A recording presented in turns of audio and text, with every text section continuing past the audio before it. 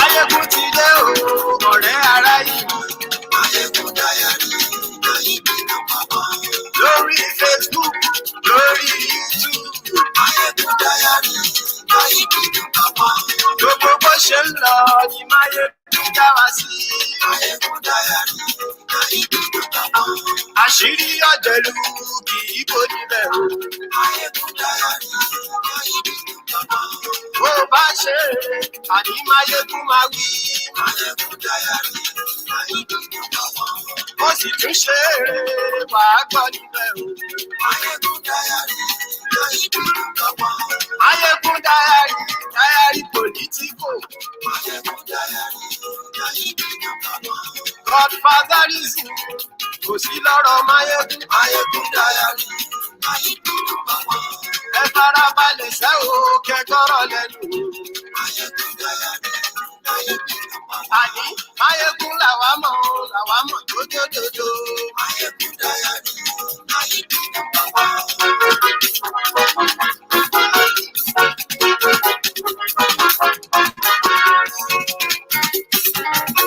àní ẹ̀sùn.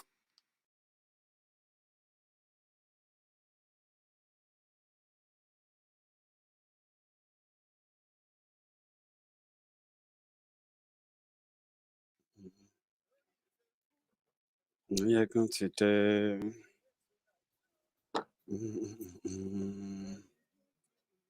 Máyégún ti dé. Good evening and welcome to Máyégún Live. So tonight we will continue, or let me say we will conclude the reading of Owners of Nigeria. For those who have been following us from the beginning, the purpose of this reading, the intention of this reading is just to let you know that those who ruled and those who looted and those who brought the Nigeria of today, that the criminals of today are now feeding fat on. Many of these old criminals that we know of today are being criminals from their youth. When they were young, they were thugs, they were criminals. In fact, they were impatient, like many of you today who are so dull, who are just like a push kick and go young people. So when today's rulers, all these old haggard criminals that are ruling Nigeria today, those who are still alive, when they were young, they were impatient. Those of them in the army, they had to plan coup to overthrow different governments just to ensure that, just to show their disagreement with those who led them. Today, they never wanted that to happen, and they have succeeded. They have succeeded. They have succeeded in turning sensible people to idiots. They have succeeded in turning intelligent people into ass lickers. People are now praising thugs, professors, university dons are now rigging election for thugs. So today's thieves are not really different from yesterday's thieves. They learned the rope, but the only difference is that our own generation has become so docile. We have been bullied to silence. Those what do you call it? Those you call leaders, those you called heroes, those you see today as those who love Nigeria or kept Nigeria one. They kept Nigeria one simply because Nigeria is their own spoil of war. You know, when you fight war and you conquer the place, then you will share the spoil of war. So Nigeria is more or less like a spoil of war for the criminals who have ruled, and for the criminals who are ruling, and for those criminals who want to keep the open concentration camp running, so that many of you will never, ever live up to your potentials. So break up Nigeria. You don't save a country that is not put together in your own interest. In all ramification, rather, Nigeria is put together to work against you. Nigeria is not put together for you. Defending Nigeria has been one of the worst things that anyone should do. if you truly understand those owners of Nigeria. They are the same yesterday, they are the same today, they will be the same forever. No prayers, no agitation, no manner of good people that try to change it. It will never change. It wasn't put together to work.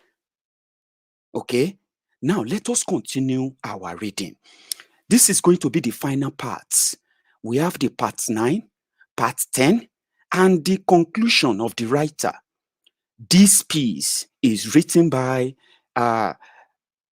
elder. I would like to call it. I will actually call him a comrade, because he happened to be a journalist, but a rebel who used his investigative intelligence to gather and detailed events that 99% of those who have been following this discussion have agreed that they happened. They are events that happened. They are events that shaped Nigeria to what Nigeria is today. And that is why they said in Nigeria, everybody, Nigeria, if you are a Yoruba man, you understand.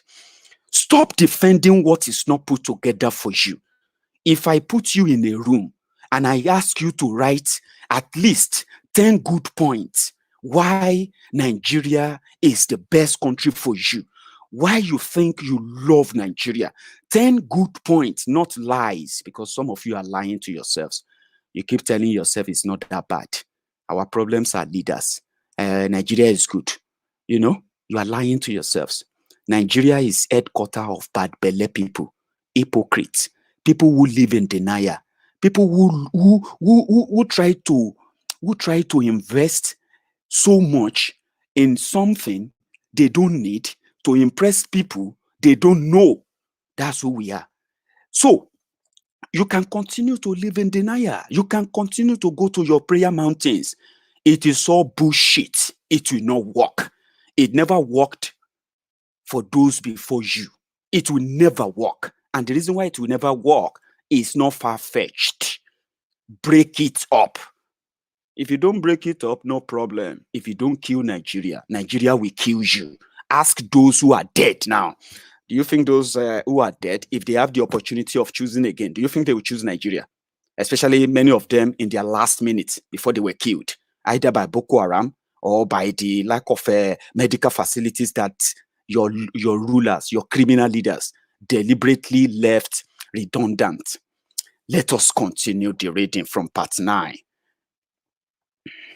So I'm going to bring that up now for those who are watching on a bigger screen. So because some of you are actually reading along as I also read. Now let's get started. You have heard about Abacha. You have heard about Abiola. You have heard about Obasanjo, Oladipo Diya, Al-Mustafa, Bamayi, Babangida, Buhari, Edi Agbon, Muritala, Shagari, Yaradua, Atiku, Abubakar Atiku Bagudu, then Atiku Abubakar, the Turaki Adamawa. You will also hear about Tinubu and the role everybody played towards how Obasanjo became the president, how they killed Abiola and the rest of that. Now let us continue. We have 3 parts to cover tonight. After a controversial victory of late Shehu Musa Yaradua of the 1992 presidential primaries of the Social Democratic Party and the attendant complaints of other candidates, the founder of the political party, General Ibrahim Babangida, first annulled the presidential primary elections of both the SDP and NRC. No one objected. No one protested that Babangida dabbled into intra-party affairs then. Many of the politicians, including late Shehu Musa Yaradua, were banned from active politics, and this opened door for Alhaji Babagana Kingibe, late MKO Abiola, Tofa, Atiku, and many others. Atiku became Yaradua's surrogate and enjoyed his support morally and financially. Atiku was also a member of the PDM, Progressive Democratic Movement, Yar'Adua's political machine. Before 1992, Atiku was nobody in Nigeria politics. He remained an unknown face. In fact, it was not his intention to become Nigerian president, but a bargaining power for Yar'Adua. This showed off after the first round of election at the SDP presidential elections in Jos. Yar'Adua negotiated with Abiola, and Atiku, who left customs in 1989, stepped down. It now became a battle between Abiola and Kingibe. Abiola won. I have in my earlier article on MKO, Abiola explained why Abiola eventually lost the mandate. After the demise of the Third Republic, and with the enthronement of Abacha through the support of Abiola and Dia, Abacha set up a constitutional confab to address the national question. Yar'Adua was a member of the confab. It was Yar'Adua who masterminded the motion that Abacha's government should leave by January 1996. Barnabas Gemade and Tony Anene were his instruments then. Yar'Adua was later arrested for involvement in a coup plot against Abacha. He did not survive it, but while in prison, his disciples deserted him. Gemade and Anene did not remember him again. But the most shocking one was that of Atiku Abubakar, who is now benefiting from the political machinery of Yar'Adua. Atiku deserted Yar'Adua. He distanced himself from the man and did not even visit him in prison throughout the later stay in jail. Yomi Edu was one of the few who visited Yar'Adua in prison. While Yar'Adua was alone in prison, Atiku Abubakar was busy preparing for election to become Adamawa state governor under one of Abacha's 5 fingers of a leprosy man. He lied that he had to stay away from Yar'Adua because Abacha wanted to kill him. This was never reported in any newspaper in Nigeria that Atiku was on the hit list of Abacha. He did not pose any threat to Abacha's government like Gani Fawehinmi, Femi Falana, Abraham Adesanya, and others did. Under the Abdulsalami Abubakar's transition, Atiku, with his friend and business partner, Boni Haruna, contested as governor and deputy governor. They won and were looking forward to occupying the Adamawa State Government House when General Olusegun Obasanjo approached him and asked if he was ready to take orders, and he reportedly said yes, pronto. A governor-elect became vice presidential candidate and ultimately the second citizen of Nigeria. No sooner had he settled down at the villa than he had started planning for his takeover from Obasanjo. Obasanjo himself knew why he chose Atiku. There are reports that Atiku is a greedy businessman who wants everything to himself, a mean and ruthless moneymonger. While he was in customs, he floated a phoning companies to buy seized goods that were later auctioned by the customs.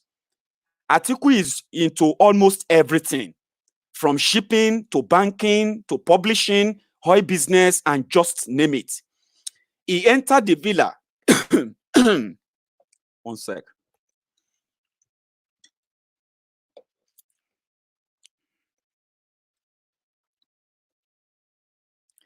He entered the villa with his business partners as special advisors and assistants. Chris Mama, who later played a sinister role in 2002 impeachment bid of Obasanjo, as part of his name in Chris Martel, Atiku's main business empire, with Peter Okocha as a front. Chris Martel was the sponsor of Miss Nigeria Beauty Contest throughout the tenure of Onukaba Adenoye Ojo as the managing director of Daily Times. Atiku was instrumental to the removal of Albert as the Director General of Board of Public Enterprises, and El Rufai as his replacement. He brought the Benue Cement Company, using Aliko Dangote as a front. He also has a strong link with the Vaswanin brothers, owners of Reliance Bank, the Underplace, and some other companies. The Vaswanin deportation may have been connected with their link to Atiku. Their deportation, though long due, came at the wake of Atiku's face-off with Obasanjo. During the probe saga that rocked the National Assembly in 2001, Atiku played a prominent role in the impeachment move against Umaru Nahaba, the Speaker of the House of Representatives. His intention was not for the support of probity, but to get rid of a potential threat to his ambition come 2007. In actual fact, the Turakin Adamawa spent money. Some members of the House from the eastern state were his fronts in this bid. One of them, whose father supported the late Abacha, would have been appointed the Minister of Education. There was a document they were to pursue in London on Nahaba property. The contact had demanded for £2.5 million, but the man from Imo State in charge of the deal shortchanged and they lost the document.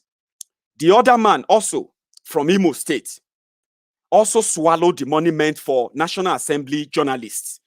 These people eat under the genuine effort of the likes of Wumi Bewaji, Shinoyerem Makebo, Olaka Unwogu, Austin Okpara, present Deputy Speaker back then, Bala Kauje, and others. Few days to the aborted move to remove Nahaba, there was an attempt to reconcile with the Asol Villa. Nahaba met with Atiku, who gave a condition for the presidency to back out on the impeachment move. The move was for Nahaba to stop the House open hearing investigation of the Nigerian National Petroleum Corporation, NNPC. But Nahaba made him to realize that it was in the hands of Honorable Unduka Irabo, and he cannot stop him. On Monday night, the night before the impeachment, principal officers of the National Assembly, led by the then Senate President, went to meet President Obasanjo to plead for Nahaba. Atiku was conspicuously absent, yet he was within the villa premises. His belief was that it was too late to come and beg for Nahaba, who would be impeached the next day. This did not work out because the honorables hired had hiked their demand from 150 million naira to 180 million naira. The Nahaba camp, through their spies, got wind and they came up with Honorable Adam Jagaba, Kashia, who represented Kashia and Kagako Federal Constituency back then in Kaduna State. Gimmick of the money display on the floor of the House of Representatives on that Tuesday. They came up with that. Truly, some people were offered money to impeach Nahaba, and some people too got money to ensure Nahaba was not removed. Some got money and juicy positions. Some traveled and went with Nahaba on overseas trips. Some AD members were included, and on their return from the trips, they developed cold feet. That Nahaba enjoyed the support of Alhaji Shehu Shagari, General Muhammadu Buhari, and General Ibrahim Babangida was a fact. Their support for Nahaba was not genuinely because of Obasanjo, but because of Atiku. Atiku schemed out Professor Tunde Adeniran because Adeniran made Obasanjo the chairman of the technical committee of the Universal Basic Education. He had expected Adeniran to appoint him. Because of the money coming in for the project, he replaced Adeniran with the man whose title as professor is still a matter of debate at the Obafemi Awolowo University. Atiku loves to be in charge of any project that has votes. He calls the shot at the National Emergency Management Authority, NEMA. Now, he has his childhood friend, a former director of NEMA, as the chairman. He also has the primary school dropout, now a lousy millionaire from Anambra State, Emeka Ofo, as a front, especially in the contract for the maintenance of the refineries. Emeka Ofo held Anambra State to ransom for 4 years, just as the illiterate and big mouth Uba was doing then. The noise against Tony Anini by undergraduate Ojikalu, the new presidential aspirant from Abia State, the publisher and owner of Sun newspaper, were ploys to divert the attention of the world from the real killers of Chief Bola Ige to Tony Anini as the only person involved. Anini's position as the chairman of PDP's board of trustees was seen as obstacle for Atiku. Atiku and Anini were both members of PDM until early April 2002. The two began to have problems when it was discovered that Anini had facilitated a truce between Babangida and Obasanjo. Anini masterminded the April 26, 2002 declaration of President Olusegun Obasanjo at the International Conference Center, Abuja. Interestingly, Atiku was not around. His name did not appear in the program, neither was his picture. It was basically an Obasanjo show. In the evening of that day, on the Federal Radio Corporation of Nigeria, FRCN, Obasanjo held a presidential chat where, when answering a question on his running mate, he replied that he will announce the name of his running mate after the PDP convention. Few days later, Obasanjo's special advisor on media, late Tunji Oseni, came out with a press release announcing Atiku as Obasanjo's running mate. The Nigerian vice presidential and one of PDP presidential hopefuls comes to the United States like someone traveling from Ibadan to Shagamu. And most of the time, in the company of garrulous and loquacious publisher and owner of the leading newspaper in Nigeria, Dr. Oji Uzo Kalu, a doctor and undergraduate. They both own one of the most expensive properties in Potomac, Maryland. I have not been to Atiku's house in Potomac, but those who have said you do not need to flush the toilet, as it has a remote system of flushing through sensor. This is where his unofficial second lady lives, who is also an undergraduate at the American University, Washington, D.C., one of the most expensive universities in the D.C., Maryland, Virginia metro area. While the people of Jada in particular and Adamawa in general do not have access to basic amenities of life like good water, electricity, good roads for transport, to transport their farm products to the market, and other good things of life, their prodigal son is living like a prince and wasting the country's stolen money to develop a developed economy. And this man wants to rule Nigeria. And Nigerians, he pays tax and insurance on the property. What he owns is not limited to the Potomac Palace.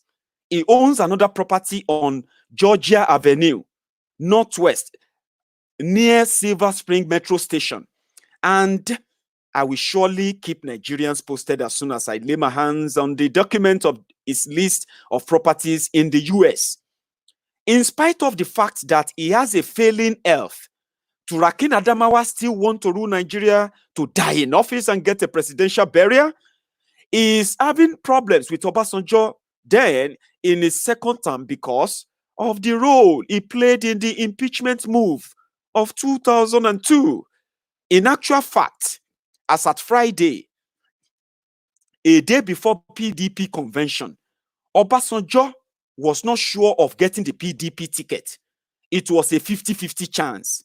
Atiku left it hanging in the balance. On that Friday night, he granted interview to BBC Hausa service, where he said he had 3 options to run by himself, which was late at that time, to run with Dr. Alese Kweme or with Obasanjo. When asked what he was going to do based on the last two options, his answer was that he was not sure yet. He was lured into supporting Obasanjo that night in exchange for juicy appointment for his people to place him on a better chance. To place him on a better chance against 2007. He fell for it. After the primaries, things were not as Atiku expected. His first loss was the position of the House of Representatives Speaker. He had wanted to plant one of his former special advisors there, but Baba Iyabo, a professional chess player, checkmated him. The Vaswanis were deported. There was a plan by a professor in one of the universities in Washington, D.C. to organize a conference in Nigeria. He had met Atiku in US with the program and the bill. Atiku asked him to put up a proposal and send it to him. The bill was $500,000. Atiku quickly approved it, and it was forwarded to Obasanjo, who outrightly turned it down, that $500,000 was too much for such conference. In the past, Obasanjo would have endorsed it. But because things are no longer at ease, he did not let go. It took Obasanjo close to 3 years to know that Atiku Abubakar is the owner of Sadiq Oil, but not Peter Okocha. Okocha is a strong Catholic. He would not have named his company Sadiq. Obasanjo also got to know too that Atiku bought African Petroleum under the supervision of Saint El Rufai. Atiku had problems with Dr. Kema Chikwe over the Nigerian Airways. Atiku wanted to buy the airways. He made it look sick and alien to Obasanjo. And Obasanjo had believed it until Chikwe presented to him that the airways was not as bad as it was presented to him. But it was also another opportunity for President Obasanjo to open a way for his longtime friend, Andrew Young, to come in with his now dead World Airways, using a Nigerian as front. This also failed because it was a house built on quicksand.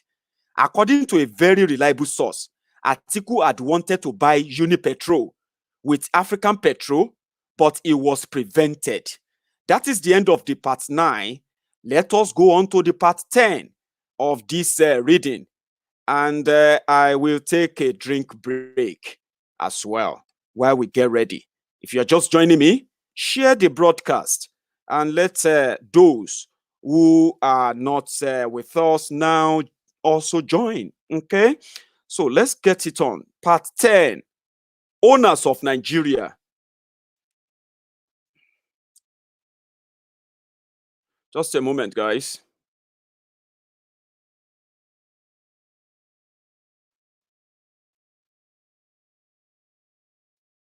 Let's see. Yeah, brilliant. So we can continue now the reading. Part 10.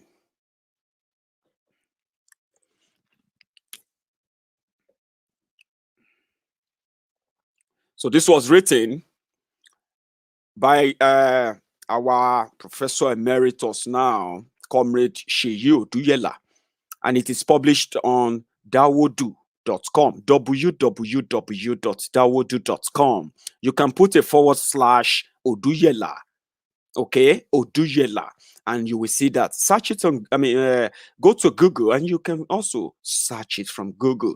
So let us continue the 10th part of this reading.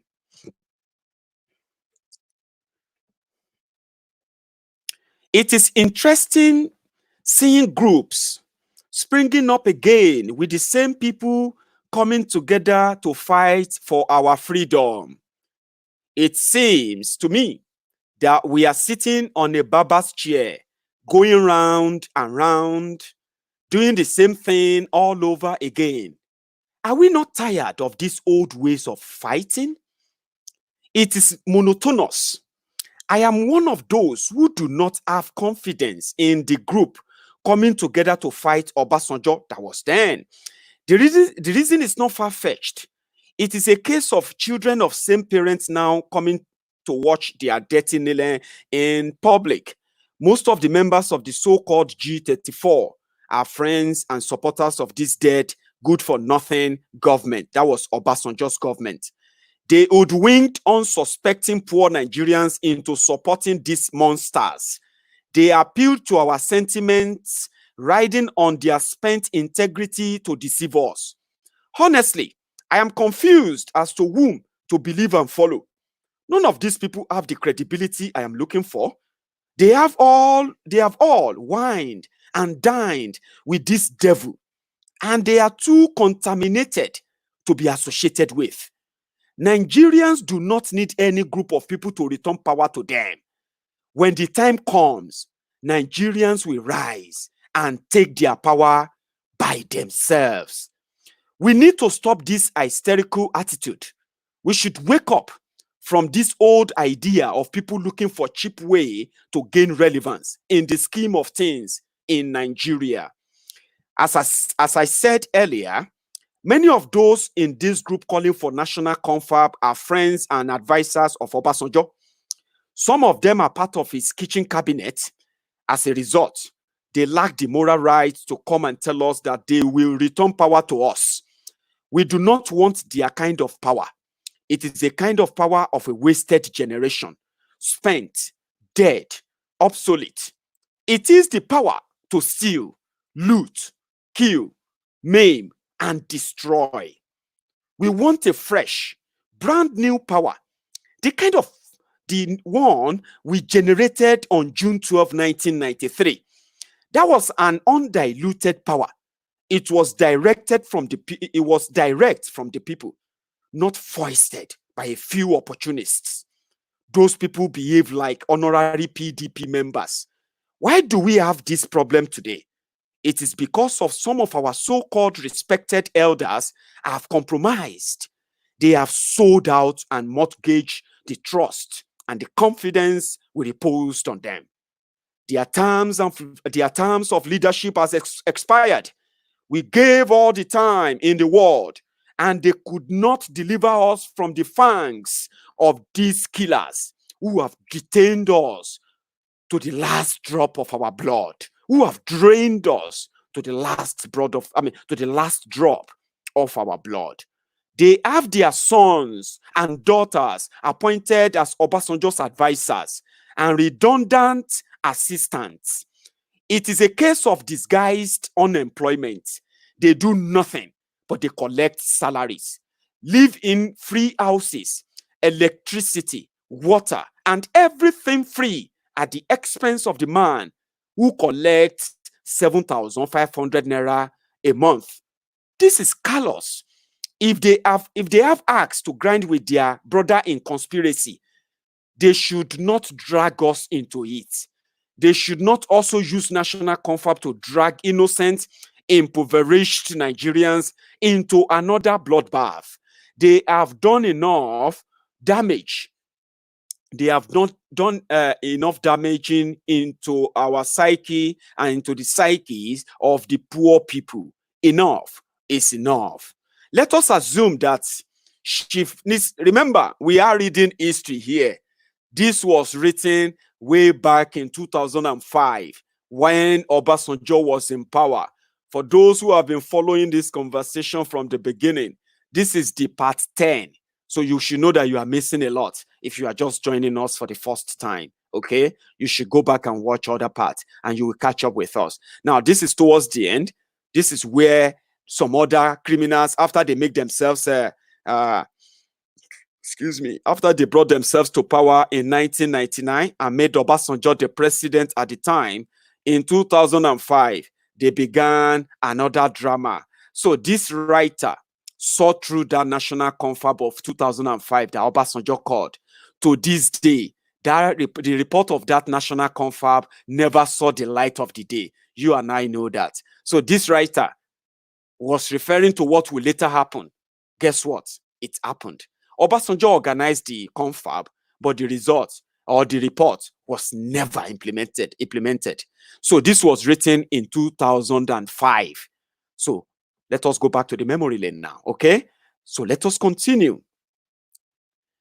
Let us assume that Chief Bola Ige, Chief Anthony Enahoro, Chief Richard Akinjide, the Yoruba Council of Elders, and other members of this group calling for national confab had insisted on the national confab as Chief Gani Faweyimi and some other human rights groups have insisted in 1998. Are we going to have this situation today? No. Many of them agreed to give Obasanjo a chance. Not because they believe he could deliver, but different groups and allies joined Obasanjo for selfish reasons. Some to get even with their rivals and spite them at the expense of the good of Nigeria, and others for their children to taste power as senior assistants and special assistants to the President Obasanjo. Hence, we are where we are now. They make us feel that our problem is that of North against South. But Obasanjo's misrule has shown that the Nigerian problem is not ethnic, but rather class struggle of the rich versus the impoverished, of conscienceless power versus powerless conscience. Now, they are now training their children to take over power, thereby subjecting us to perpetual slavery, transferring their hegemony to their children. That is why we have an animal doctor as health commissioner in Ogun State. She is warming up to be a senator. At least her father has been fortunate to get what some people labored to get, but could not on a platter of gold. The writer was talking about Iyabo Obasanjo. So Iyabo Obasanjo, who was an a pet veterinarian, was made the health commissioner in Ogun State. And at the end of the day, we know what happened to the healthcare system in Ogun State. Go to Ogun State now. She was able to become a commissioner, not because she has any qualification for it, but because she is a privileged daughter of the president at the time. So this is what they all do. They call themselves leaders, Igbo leaders, Yoruba leaders, Hausa leaders, Fulani leaders. They are criminals. They are doing all of this to either for their own selfish reason or to pave way for their children to become senior special advisors here and there, board directors. And what do we have today? Buhari's family members are everywhere. His children are board director, members of NMPC board right now. Buhari's daughter. So many of them. So it was what they fight for. When they say, let us fix Nigeria, let us come together and discuss how to make Nigeria work. Let us do this. They are lying. They are a bunch of criminals. There is no Yoruba leader. There is no Igbo leader. There is no Hausa leader. There is no Fulani leader that has any interest in Nigeria. Okay? They are a bunch of criminals. Those who have done it before and those who are claiming to be the leaders today. They are not different from the criminals who are dead, who also claim to be leaders of this and that. It is any leader of any religion right now who is championing for one Nigeria is a criminal. Okay? And if you support any of such leader supporting one Nigeria, you are also a criminal. And guess what? You will be the impoverished, with conscience. So let us continue. Now, what happened to the mother of Chief Bola Ige? Why are the leaders keeping quiet? Arimasha died, no investigation except for the rent the suspect style of the big belly Tafa Balogun. He came out to tell us that armed robbers killed Masha. The police did not investigate the source of information of the RNG robbers. How did they know that Masha was going to receive money? Our hired killer police of Nigeria did not tell us. It is sad that the patriots were used by Obasanjo. I know as at 2001 that Obasanjo gave them the impression that he was interested in national confab. That was the basis of Chief Richard Akinjide's discussion with members of Afenifere, who are also members of the Patriots. The reasoning was that Obasanjo meant to make corrections in his second term. At least, I heard from the president's office, president's chief security officer more than 6 times. According to him, Obasanjo will use his first term to consolidate and make necessary amendments in his second term. What did he consolidate? What did he consolidate? Now, we have the Afenifere supporting Babangida. That was in 2005. How would you believe that? That in 2005, Afenifere, leaders of Afenifere, they endorsed Babangida to be president in 2007. Would you believe that? Afenifere leaders, Yoruba leaders. Let us continue.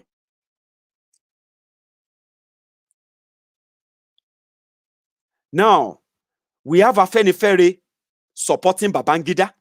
Chief Adebayo Adefarati has been quoted as supporting Babangida, apparently to spite Atiku, who said after the 2003 419 election that the AD lost the Yoruba state to PDP due to their arrogance. Adefarati has not come out to tell us the principle behind their support for Babangida. The man, Adefarati was, Adebayo Adefarati was former governor of Ondo State, by the way, okay? The man, Adefarati, was a commissioner under late Chief Michael Adekunle Ajasin. Baba Ajasin ruled the old Ondo State for 4 years. And for the 4 years, the old man did not change his wardrobe. He didn't change his car. And he lived as the state governor in his private house, maintained by himself, not with government money. When Alhaji Shehu Shagari was to visit the state, Baba Ajasin was persuaded to renovate his house. The man refused to do it with the state money. When Adebayo Adefarati became Ondo State governor, it was the opposite. He renovated his house opposite the university. He actually spent more money on his house than on the university. Rode in cars with long entourage at the expense of the state. His lifestyle as Ondo State governor was a sharp contrast to that of his former boss. He belonged to the 21st Awoist. This is a jet age.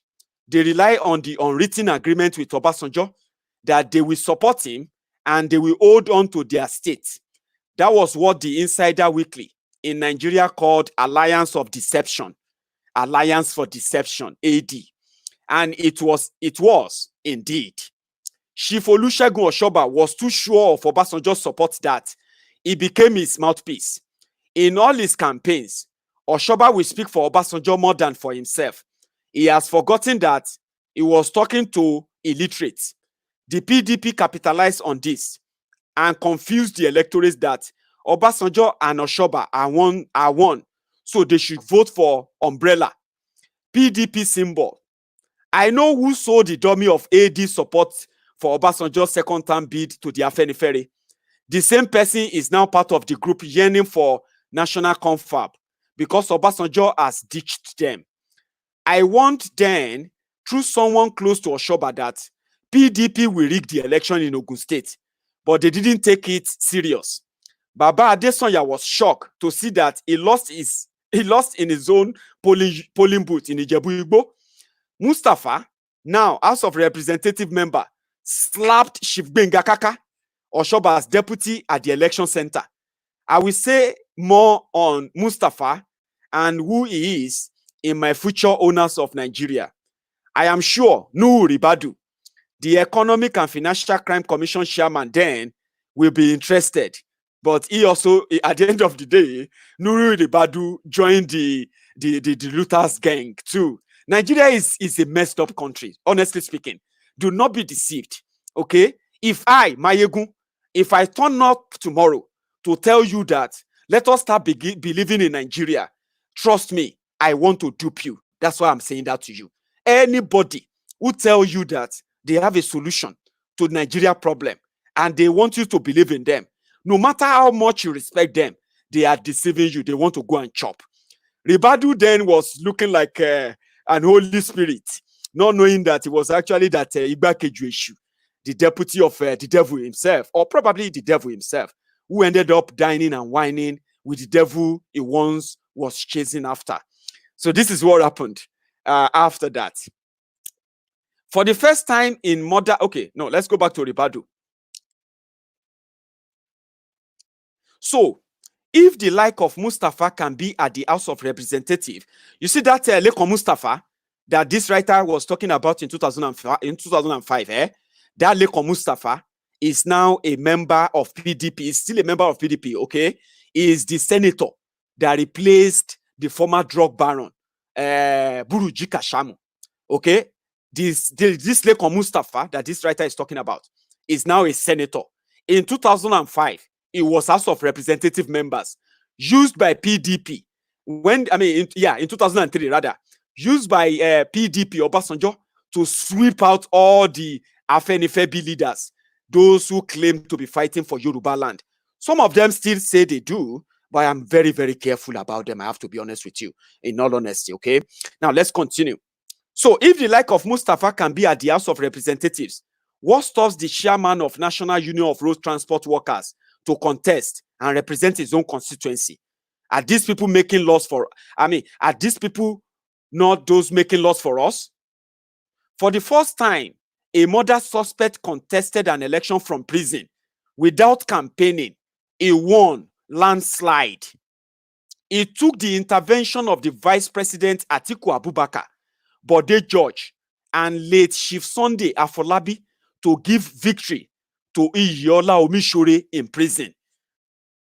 Did Omishore actually aspire for the Senate seat? What was the involvement of Atiku in this? Who did Audu Ogbe refer to as forces within PDP that imposed Iyiola Omishore? Verily I say, Audu Ogbe owe Nigerians explanation. The missing link of those who killed Ige is with Chief Audu Ogbe. If only it tells us who imposed Omishore, then we will know who sent him to kill Ige. The late Tafa Balogun, ex-police inspector general, messed up Ige's case. Nobody has bothered to ask why 4 DIGs handled the Ige murder case and they were all transferred or retired at the middle of such important and volatile matter. Ojomo started it. She was sent out and later retired. The afternoon before Ige was murdered, Iyiola Omishore and his men held a meeting in front of his father-in-law's house at Olorunshogo, Eleyele in Ile-Ife. They hid behind cars parked opposite the Assemblies of God Church. This was at about 4:30 p.m. of the day. Chief Bola Ige was killed. They were fully armed, and the street was deserted. It was like a curfew. The police knew about this meeting. Omishore bought an uncompleted building near Chief Bola Ige's house. Those living in that house moved out on Monday, a day after Chief Bola Ige was killed. Frayo met Omishore through Olagbaju, now late. Omishore was a member of campus court when he was in school. It was Olagbaju and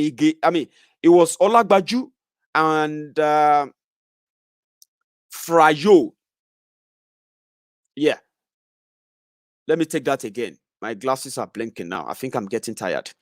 So Frayo met Omishore through Olagbaju, now late.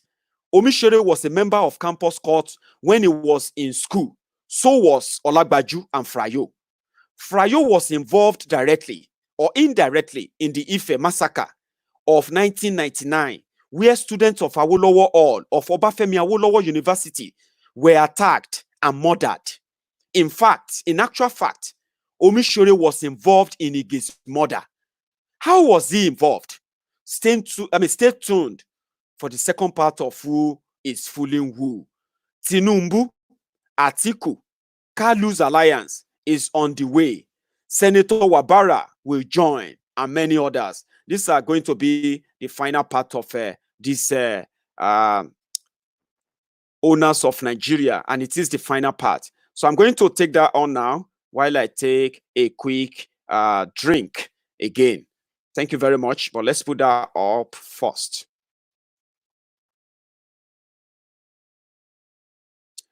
Brilliant. So let me have my juice break.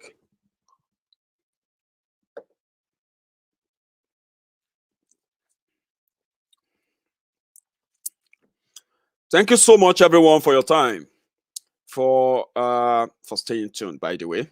Remember, Diaspora Radio is almost here. Diaspora Radio logo is ready. The website is under construction. The radio will broadcast first. Officially, we will unveil Diaspora Radio International UK on the 1st of September 2020, this year. So, but before then, you would have access to Diaspora Radio online, which means we will be test running the radio soon. And when we begin that, you can go onto the website and listen online. It will be majorly music and some few voiceovers to check the reach. After this, we plan to move into the next phase of our fundraising, and that is the structural stage. The structural stage is where we are going to set up our studio in Glasgow. The COVID-19 lockdown is keeping us a little bit slow on that, but we are very much on it. So we will begin to take a look at the properties that will suit what we want to have as a studio in Glasgow. To all of you who actually brought this to this glorious, impressive stage right now, I want to say thank you, but do not give up. It is just a start. It is going to be so big, like I do say, that you will be so proud that we are actually buying away our freedom, our own platform. Facebook or any of them will no longer be able to stop us. They will no longer be able to shut us down. We will have our own independence on our own platform. Let us not relent. Join and support as you can. Donation is voluntary. Nobody is forced to support this. Thank you. Let us continue. The final part, owners of Nigeria. This is the openings of this. And I want you to please take your time to listen to this very well. This is more or less like and remember, this was written way back in 2005. That was 15 years ago. This was written, okay?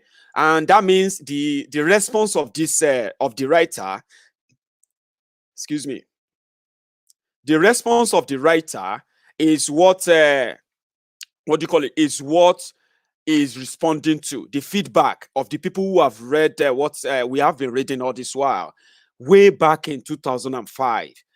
Sir Sheyi Oduyela, who sent me an email to endorse this reading and to give his full backing to this, also promised that he is working on an update so that he can begin to give us the regular update of what happened behind the scene from 1999, since we began democracy. He's given us a tip into what happened, but it's been 15 years. He told me he was going to work on it, and he's ready to release that to all of us as an update, as a refresher. So this particular opening is his own reaction to the feedback of those who have read this way back in 2005. Let us continue. When I started, this is Sheyi speaking now. I am Sheyi as well, coincidentally, we are namesake. So this is Sheyi speaking now, okay? And I want you to please take this to heart. It is very important. When I started the Owners of Nigeria about 4 months ago, I have received emails from people all over the world, some castigating me, some commending me. Some of those who attack me basically do that out of bitterness over what they call my attacks on their mentors. But the funniest part is that I am more grateful to those who abuse, curse, and threatening me than to those who commend me. It is not that I do not acknowledge the kind comments of those who commend me and even prayed for me. But as time goes on, we will understand why I feel more thankful to those who attack my style. First, I need to state that I did not write as a journalist, but as a concerned Nigerian who felt embittered on the way things are in the most populous black country in the world, the fifth oil producing country in the world, and the country that produces the third sweetest black gold in the world. But seeing our people dying in poverty, I am touched at the level of things. Every system seems caving in. What I have expressed in Owners of Nigeria are what I witnessed, read, heard from actors, close associates of the owners of Nigeria. Some were willful confession, while some were what I eavesdropped. I have received emails as to the authenticity of my claims, but I refuse to give in to the temptation of going further on most of the things I said. I have been very invisible and seeming passive over the years, and this has helped me a great deal. I have been bombarded with questions on the way forward. Some have even told me that there is nothing anybody can do on the problems in Nigeria. Some even say that I am being sponsored to assassinate characters. I am also grateful to Nigerians who have helped in filling the missing gaps in my stories. They have helped with additional and updated information and still willing to do more. Why did they not write it themselves? Some people would want to ask, but we can all not write. Some of these people hold sensitive positions. Some cannot take the risk. Considering the fact that I am outside the country does not mean that I should put their lives in danger just because I wanted the whole world to believe my story. I hold them the duty of protection of identity. They are the silent victors. They have energized me, gave me courage and inspiration. I have watched events in Nigeria from the sideline as a student, lecturer, journalist, and now as an asylee.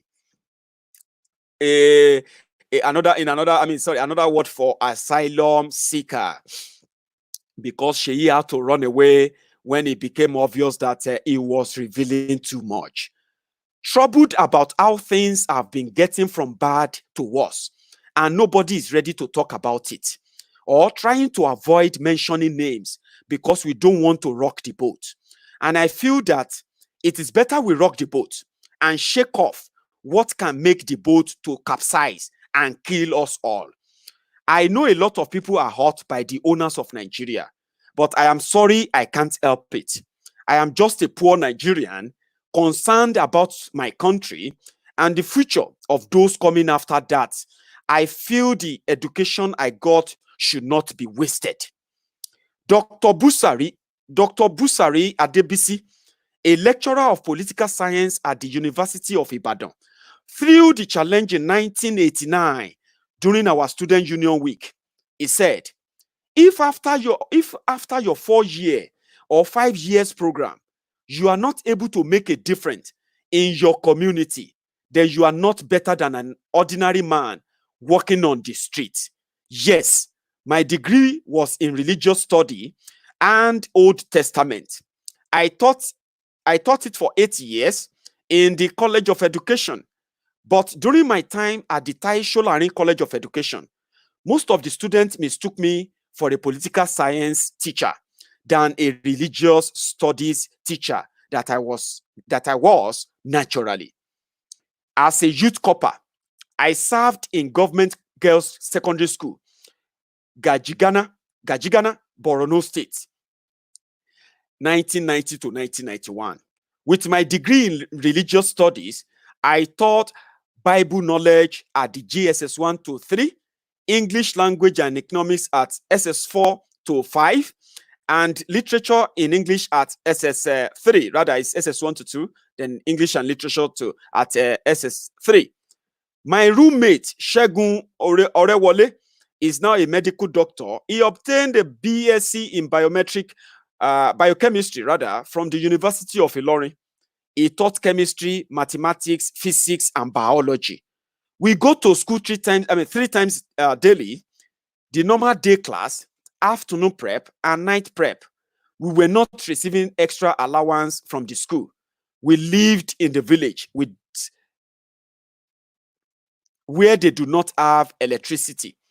The school had generator, which worked from 6 p.m. to 11:30 p.m.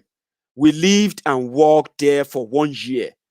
I had just left the good old University of Ibadan, where I lived for 4 years with uninterrupted power supply, to live in the desert of Borno State, where there was no light and good drinking water.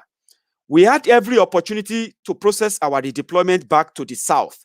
We saw people who arranged wedding to get redeployed, people who feigned madness, some tuberculosis, and others serious ailments just to get redeployed.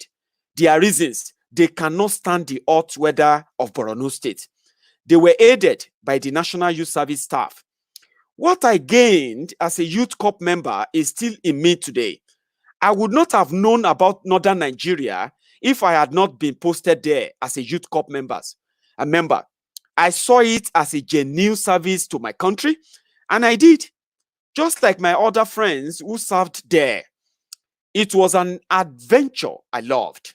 I came to realize that our problem was not the North against the South, but class problem. I became a journalist by accident. I had to leave teaching when the college was not big enough to contain my provost then and myself. I was very critical of his administration and was always on the side of the students when harassed by my fellow lecturers, sexually or otherwise. This got me into trouble, and I became enemy of the provost, who took delight in stealing the college fund, lying to the state government, and fleecing the students and my colleagues, who enjoyed taking advantage of not too brilliant students. For 5 years of my 8 years as a lecturer, I was not promoted. Even with required publications, at a point, a friend advised me to change my job. I have been busy writing about those who have helped in ruining the country. Most of what I wrote are not new, but I did it to bring it back to our consciousness, to remind us, because I know many Nigerians have been infected with short memory virus, which is deadlier than the killer disease, HIV or AIDS or coronavirus. But the fact is, these people are not alone. They will not have succeeded without collaborators. They have friends, conspirators. Who are their collaborators? Who are their conspirators? You should stay tuned until we hear again from Comrade Sheyi Oduyela. This is the end of the reading. Thank you so much for your time. Thank you very much for those who have been following it from the beginning. We have come to the end of this, and because this seems popular with all of you, my friends, I think we should bring more of these, these detailed histories that will tell you more about what transpired, what happened, why you shouldn't continue to waste your time like those before you. Because what they are doing is they are deceiving you to believe that you are actually, you are defending a country so that when the country is better, your children will benefit. They lie to your own parents. How old are you? I am now 36 years old. Okay. Many 36 years old of my own peers, my own age mates in Nigeria today. Nigeria system has destroyed them to the point that there are many 36 years old who are now still very much living with their parents, not because they wanted to, but because the circumstances, the situation the criminals have put all of you in has limited you to what you can only get or what they release to you. Until you break it up, until you take what belongs to you, until you ask questions and demand for what is better, you will continue to think Nigeria problem is North versus South. It is not Northern Nigeria versus Southern Nigeria. The criminals who are sharing the commonwealth of Nigeria, the looters, the criminals, dead and alive, who have shared, They all come from all the tribes in Nigeria. They are united in their thieving. They are united in their looting. So do not join them to make it North versus South. It is class war. Let us break it down. When we break it down, we can deal with all these criminals. The Igbo political criminals, they will not be able to run to Lagos and run under the cover of Bola Tinubu because they belong to the same cult group. A Yoruba criminal political leader will not be able to run to Mina and use Babangida for cover up because they belong to the same cult group. If you break up Nigeria, a thieving criminal in the north will not need to be dethroned and sent back to the south, to be bad to the south. They will buy him to the north. You in the north, you can deal with your thieves. They will not have collaborators. They will not have excuses. They will not have people they can blame for their own incompetence, for their own greed. If you are a northerner watching me right now, breaking up of Nigeria is in your own interest. It is not in the interest of those who are ruling Nigeria. That is why they will tell you that if you break up Nigeria, it is going to be war. The question you should ask yourself is this: war to keep what? War. If Nigeria break today, what are you going to lose? Is that what you are going to fight to keep? What is that thing you are keeping right now as a Yoruba man? What is that thing that keeps you in Nigeria right now as an Igbo man? What is that thing that keeps you in Nigeria as an Hausa or Fulani man, an Ijaw man, an Irobo man, a Middle Beltan, a thief, a Benue man, and all of you who have been forced to take up a fake identity? I am a Yoruba man, but I am told I have to be answering Nigerian. I have to be answering Nigerian. Meanwhile, I don't speak more than one language, just one language, my Yoruba language. Now, if an Igbo man is speaking his Igbo language beside me, I can't understand what he's saying. There are so many Igbo people that if you speak Yoruba beside them, they don't have a clue of what you are saying. But if you bring in an Hausa man, bring a Fulani man, bring a Yoruba man, bring an Igbo man, a Niger Delta man, as they would love to call them, so I prefer to call you Ijaw, the Yorubos, the Shekiris, the Benis, everybody from your tribe. Let us take one person from there and let us put all of us in the same room and see if we are not going to look like strangers. And they say, yeah, everybody start speaking your language. Imagine this scenario for a minute. If we take all of us, one person, I'm not saying the whole country, one person from all tribe, and put all of us in the same room and say all of you, yeah, start speaking your language to yourselves, we will be lost. That is just to tell you that we are not one. It is a contraption put together by those who are benefiting from it and you defending it. They have forced you never to see yourself as an Ijaw man, but you have to see yourself as a Nigerian. Now, what is that thing you are going to lose if Nigeria is no longer Nigeria? If you know what you are going to lose, and it is greater than the identity, which is your real identity, an Hausa man, a Fulani man, an Ijaw man, an Shekiri man, a Benue man, a Yoruba man, and a Biafran, wherever you come from, tell me, is that Nigerian identity will be more powerful than that your real identity? I am only asking you question. I know you don't like hearing this, but we won't stop saying it, okay? You don't need to like me. Gone are the days when people are doing this for clout. Some of us, we are interested in seeing our children inheriting a country, a pride, a country that has identity. I want my daughter, Kofoworola, to be able to walk away and say, I'm an Ijebu girl. I want my son, Akinola, to be able to walk and fly about with his British passport. At the same time, his is a Yoruba passport, the Oduduwa passport. Imagine that for a minute. I don't want to hand him a Nigerian passport. Not that kind of Nigeria, the one that hides his identity. Why are you so scared to be identified by your real identity? The one that the world needs to know about. Why do you think holding a Nigerian identity, everywhere you go, you have to explain yourself? They say, where are you from? You say, I'm a Nigerian. They say, oh, Nigerian. And from your mind, you are already beginning or preparing to defend that Nigerian. Then you begin, lately, that we now have insecurity everywhere you go. They say, oh, Nigeria, Boko Haram. Then you find yourself trying to explain to them that, no, it's not all over Nigeria. It's just in one part. How long do you think you want to keep hiding your identity? How long do you think so? I'm a Yoruba man. I'm an Ijebu man. And I feel at home with all my Yoruba brothers. It doesn't mean that we are perfect. Don't let anybody tell you that Yorubas are not friends. Igbos are not friends. Don't let anybody tell you that your tribe are not united. So because of that, you cannot be identified, acknowledged, and be respected as a people. Don't let anybody tell you that. You know what the politicians have succeeded in doing? They have succeeded, one, in bullying us to submission. They have succeeded in us as well in, sort of they succeeded in grooming us into believing that we are not capable of independent thinking until they think for us. That is why when they want to talk, they call themselves from all over the country.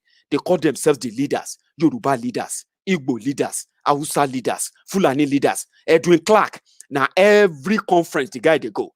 But look at the Niger Delta they are there today. With the place that they are milking for the oil that is no longer valuable. Look at Edwin Clark. Edwin Clark is rich. So many Niger Delta Ijaw leaders, they call themselves. They are so rich. But go to Ijaw land, go to Ogoni land, go to all those places. You will realize that they have always been partners. The war you are fighting is not versus South. It's not Yoruba versus Hausa versus Igbo. The real war that is going on is called class war. Your leaders from your tribe is benefiting. The leaders from my tribe are benefiting.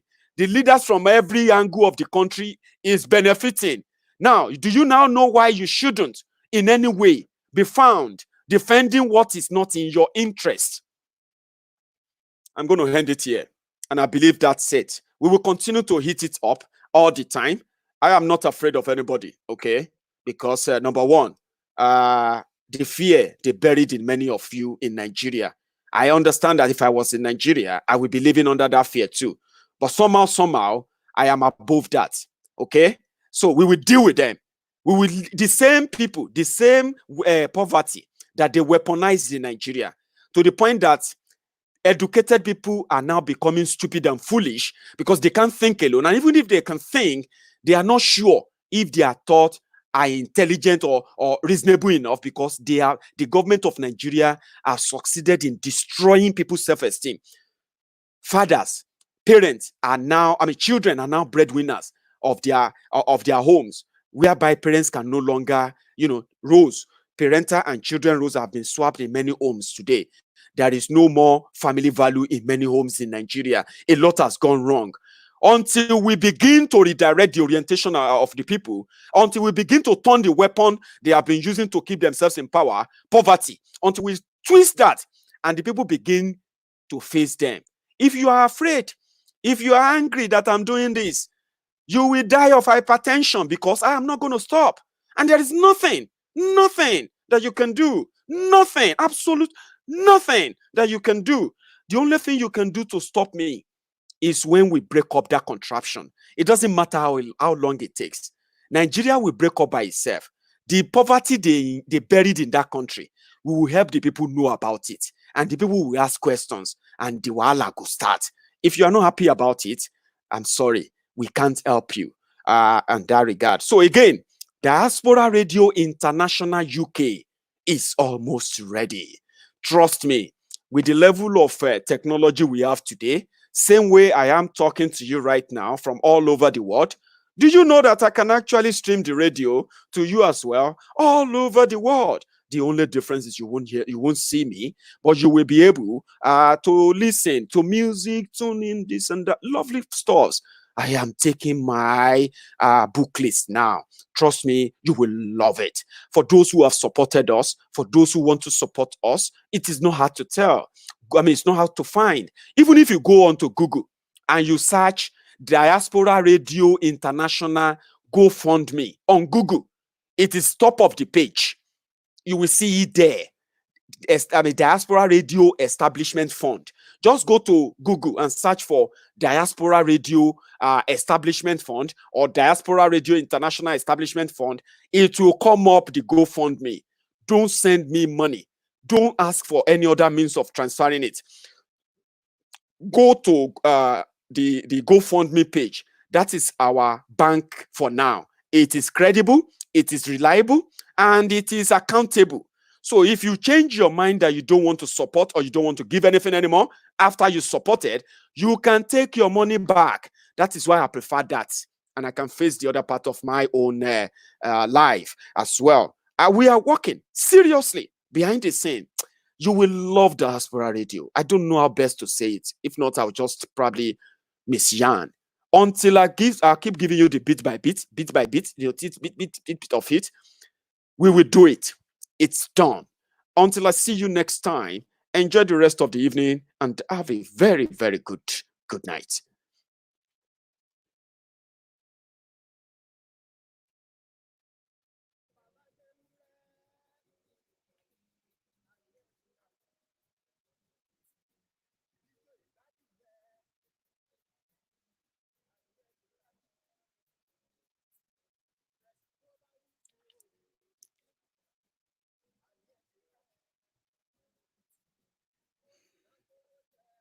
Mayegun Mawi.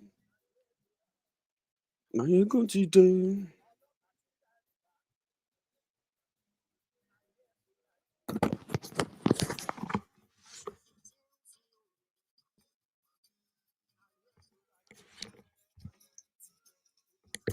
All right.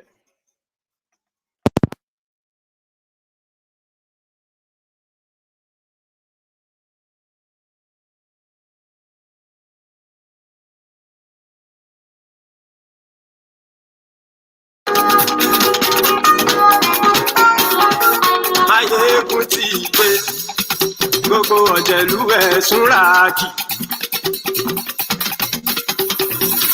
Mayegun ti dé, gbogbo ọ̀jẹ̀lú ẹ̀ súnra kì. Ṣùgbọ́n ní bá ti ṣe èyí tó yẹ kí wọ́n ṣe, ọmọ bá dèrò ní fi wọ́n ní ràn ó. Mayegun ti